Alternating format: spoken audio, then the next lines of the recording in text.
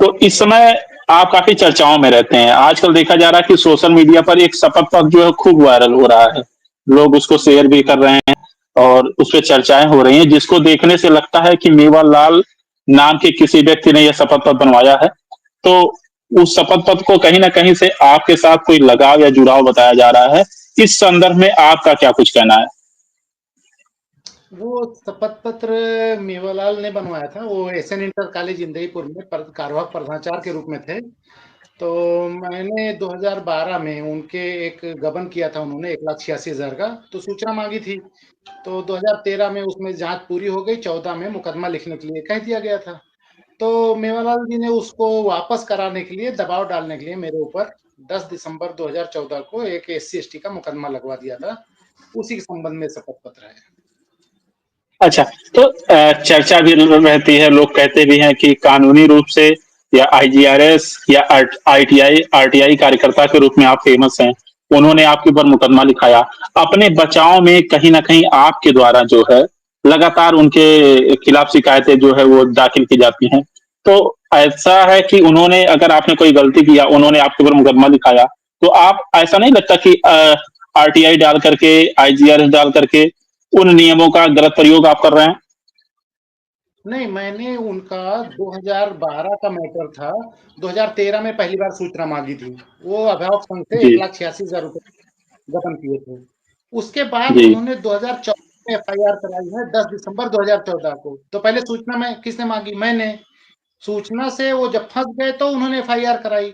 अब वो गबन करते ऐसा थोड़ी ना उन्होंने मेरे खिलाफ एफआईआर कर दी, अब सूचना माँगना बंद कर देंगे। वो लगातार गबन करते रहे। अभी बताऊँ संपूर्ण लॉकडाउन था 2020 में। कोई स्कूल नहीं खुल रहा था, ना एग्ज़ाम हुआ। इन्होंने एग्ज़ाम कराने के लिए जो कैमरा लगवाना होता है, वो सीसीटीवी कैमरा खरीदने पे 2 ढाई लाख रुपया खर्चा कर दिया। इन्होंने खेल का सामान खरीदने पे 80-85 हज़ार रुपए खर्चा कर दिया, जबकि स्कूल बंद है। तो अब इसकी क्या सूचना नहीं माँगू, इसकी शिकायत नहीं करूँगा। अब वो मुकदमा कराए हैं, कराए रहे हैं वो मुकदमा, लेकिन उनके गबन की तो जाँच होगी। जहाँ तक ये मैटर है, वो कहते हैं कि पहले उन्होंने मुकदमा दर्ज कराया, बाद में मैं शिकायत देता हूँ मुकदमा वापस कराने के लिए। तो मुकदमा दर्ज कराने का रीज़न यही है, 2012 के गबन को मैंने 13 में उजागर किया था। जब एफआईआर होने की बात आई, तब इन्होंने मुकदमा दर्ज कराया, वरना ये बता दें मुझे जानते क्या हैं, मेरे ऊपर क्यों कराए मुकदमा? मेरा इनसे कोई सलाम दुआ है, मैं क्या करता हूँ? कि वो मुकदमा दर्ज करा दिए। तो पहले मैंने सूचना माँगी थी, गबन पकड़ा था तो उन्होंने दर्ज। इनकी आदत है, बहुत लोगों पे इन्होंने एससी-एसटी लगवाया है और बाद में वापस कर लेते हैं। अच्छा, ये इस बात जो आप कह रहे हैं इसका सबूत दे देंगे? आपके पास प्रारूप है कि ये अपने बचाव के लिए एससी-एसटी दर्ज कराते हैं, फिर जो है वापस ले लेते हैं? हाँ, बहुत अच्छा। इसने इन्होंने जैसे मेरे ऊपर 2014 में दर्ज कराया कि मैं इनको आके स्कूल में मारने को, गाली देने को धमकी दिया था ये। उसका 2017 में इनको मैनेजर ने, एसएन इंटर कॉलेज के मैनेजर ने सस्पेंड करके टर्मिनेट कर दिया, सब कुछ किया। इन्होंने उनके खिलाफ एससी-एसटी लगा दी। पहले कार्रवाई मैनेजर ने की है, फिर इन्होंने एससी-एसटी लगवा दिया। ऐसे समीम साहब प्रिंसिपल थे, उनके खिलाफ इन्होंने दी तहरीर, लेकिन मुकदमा नहीं दर्ज हुआ क्योंकि वो जाँच में सीओ साहब ने कैंसल कर दिया। इनके गाँव का जो मैटर होता है, कोई बिजली खंभा गाड़ दिया, कहते बस तुरंत एससी-एसटी। ये मार-पीट या और कभी मुकदमा नहीं, बस एससी-एसटी लगा देते हैं, बहुत मुकदमे हैं। अच्छा, ये होता क्या है, बाद में जब ये फँस जाते हैं पूरी तरह, तो जाके वापस ले लेते हैं। मेरे जो शपथ पत्र आप बता रहे हैं ना, ये भी जब पूरी तरह फँस गए, तो खुद शपथ पत्र अकबरपुर से बनवाए और हाईकोर्ट के नाम से बनवाए। हाईकोर्ट में इन्होंने वकील किया, सब दाखिल किया। अब कहते हैं मैंने बनवाया नहीं, मेरा कोई ऐसा शपथ पत्र ही नहीं है। यही है मैटर इनका। अच्छा, तो अच्छा तो जब आपके ऊपर इन्होंने मुकदमा दर्ज कराया, तो जो जाँच अधिकारी होते हैं, उनके सामने हुँ। आपने जवाब नहीं दिया? हाँ, जाँच अधिकारी का फ़ोन आप आया कि आपके खिलाफ कोई विवेचना करना है, इसमें आप अपना बयान दीजिए। तो मैं गया उनके पास, तो सीओ साहब उस ज़माने में जो थे, तो उन्होंने मुंशी के पास भेजा, तो मैंने उनको बताया और कागज़ भी दिया। जो इन्होंने तहरीर दी थी ना 10 दिसंबर 2014 की, इस दिन विद्यालय में आए और मुझे गाली-गलौच किए।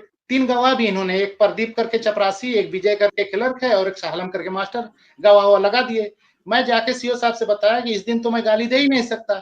मैं तो रामपुर डीएसओ, डिस्ट्रिक्ट रामपुर में डीएसओ के यहाँ था, 100 किलोमीटर दूर है और सूचना आयुक्त के आदेश पे मैं जाके पैसा जमा करके सूचना लिया हूँ। वहाँ कागज है, जिला स्तरीय अधिकारी भाई उसने रिसीव किया पैसा, उसने मुझसे सूचना रिसीव कराई। कहाँ गाली दूँगा आके, ये इतना भूल गए, ये नहीं समझ पाया कि शाहिद उस दिन कहाँ थे। मैंने वहाँ दिया सीओ साहब को, सीओ साहब ने, अब मैं बयान में अपना दे के और लिख के चला आया। उन्होंने चार्जशीट में ये चीज़ लिखी ही नहीं। क्यों नहीं लिखी हो तो वो बता सकते हैं। हम लोग रिसीविंग तो ले नहीं सकते, साहब ये बयान है, रिसीविंग दे दीजिए। वहां मैं थोड़ा फंस गया, उन्होंने चार्जशीट डाल दी और कहा नहीं इनके ऊपर बनता है। अब अदालत में मामला है, जब सुनवाई कभी होगी तो पेश करेंगे, फिर देखा जाएगा। अच्छा ठीक है।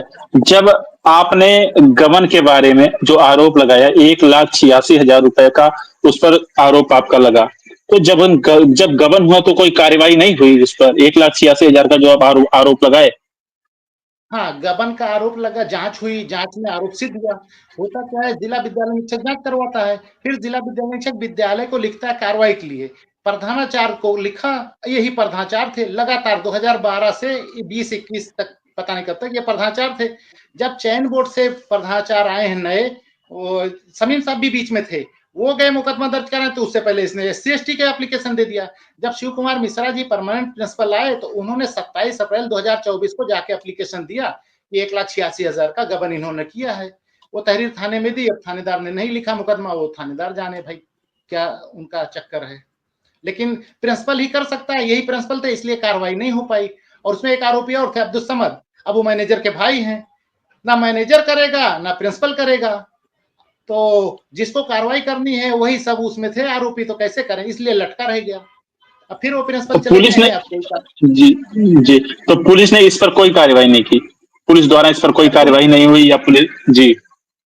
तस्पद रिपोर्ट लगाई 27 अप्रैल को, जो शिवकुमार मिश्रा जी ने एप्लीकेशन दिया है, तो पुलिस ने उसको बताया कि नहीं नहीं ये झूठी शिकायत है, क्योंकि सामान जिस सरकार ने जिस सामान को खरीदने के लिए पैसा दिया तो खरीदा जा चुका है और इसका ऑडिट भी हुआ है।